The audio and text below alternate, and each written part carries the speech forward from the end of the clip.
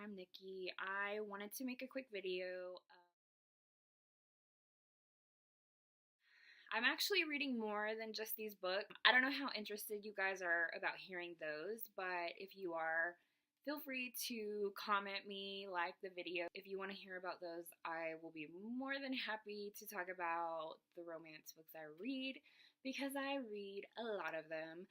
The first book that I've already started reading, this so far, I'm about maybe 10% of the way through, and it's really good so far. I'm really enjoying it, and I can't wait to jump back into it when I'm done making this video. But that is Bloodleaf by Crystal Smith. And this is kind of loosely based on Grimm fairy tale, something about a goose. I don't even know what story that is. I've never read it. I've never even heard about a book, a Grimm fairy tale story about a goose. So clearly I'm up to speed on these things. But anyway, so far it's really good. It's like magic is kind of taboo, and if anyone is suspected of being a witch or doing witchcraft, they are hung beneath the clock tower or whatever. But anyway, so that is what is first up on the TBR. Next up on my TBR list for January is Of Blood and Bone by Nora Roberts. And I'm really excited about this one because it's actually a sequel, and I've read the first book, which is Year One, that came out last year, I think. And so this one just came out this month, and I have it on audiobook. I will be listening to that one.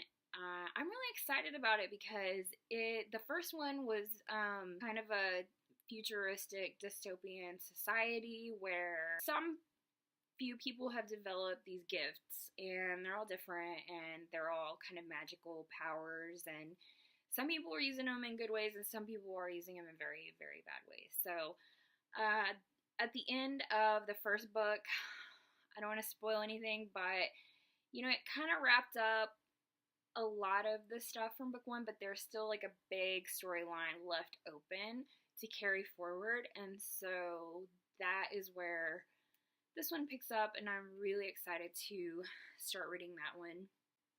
The next one that I have started listening to the audiobook on this one, and so far I'm like maybe 4 or 5 chapters in, but I have heard so many good things about this book.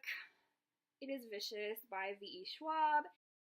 The first I actually heard of this series was from another romance author. Her name is K.A. Lindy, if you are familiar with her work. If not, go check it out. It's really good, nice and steamy.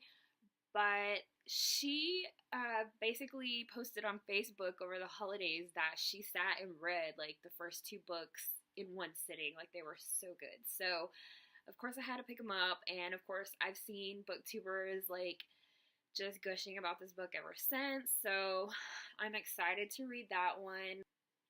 The next one that I will be reading is an author that I don't know many people are aware of or have heard of yet, but she is so good. Like, I cannot say enough how good this author is. She writes both fantasy and contemporary romance.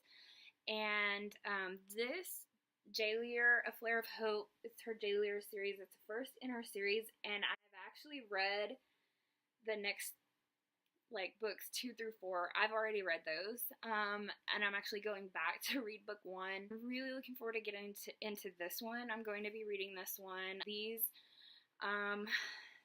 the stories, I mean, they're very action-packed, and I mean, just very creative. I love the characters. I love the storyline. It's very, like, hate to love. It's just so much. So definitely try this one. Try this series if you haven't heard of it yet.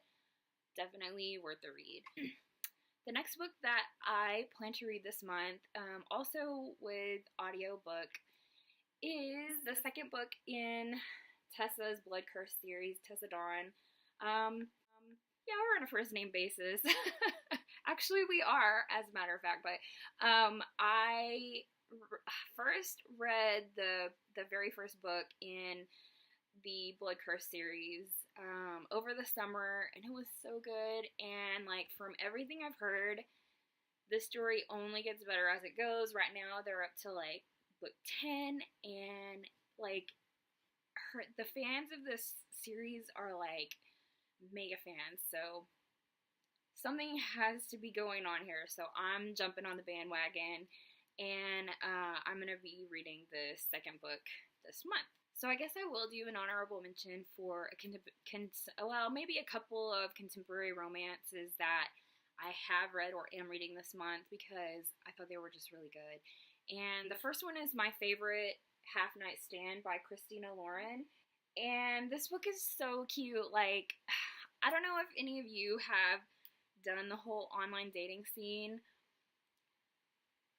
There's so much I feel like is accurately portrayed in this book. And, you know, there's like men doing online dating, and then there's women doing online dating. And they had to approach it completely differently, and men are completely oblivious to all the crazy crap that women have to deal with when we jump on. And, like all the unsolicited dick pics and all of that stuff. Like, men just don't even think about that women have to deal with, but this is such a good book. Like, I had so much fun reading this book. It was fast paced. The cast of characters were fun to read. The main characters were very likable, and just it was good. So the next one that I've also already finished is Reveling in Sin by Megan March. And yes, this is the third book in a 3-book series. I blew right through all 3 of these books. They were so good. Like, I can't even. The first one is Richer Than Sin, and it's very like opposite sides of the track. Romeo and Juliet, like 2 families that they completely hate each other, and they're never going to allow these 2 to be together. And there's just so much everything packed into these books. Like, they're just amazing. I can't recommend these enough. So good. Another one that I will be reading that I haven't started yet, but I already know I'm going to love, is Unzipped by Lauren Blakely. She is one of my favorite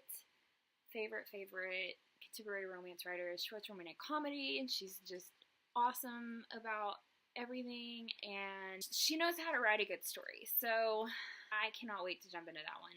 So anyway, this turned out a lot longer than I thought it would be. I was just going to jump on and do a quick what I'm going to read for January, and that sums it up. There may be a couple of other ones, but I feel like I was a little ambitious, especially after I added Bloodleaf, because I just got that ARC and I wasn't anticipating it when I initially set up what I plan to read for this month. So anyway, there you have it. I can't wait to come back at the end of the month and let y'all know how it all fared. And that's it. We'll talk to you guys later.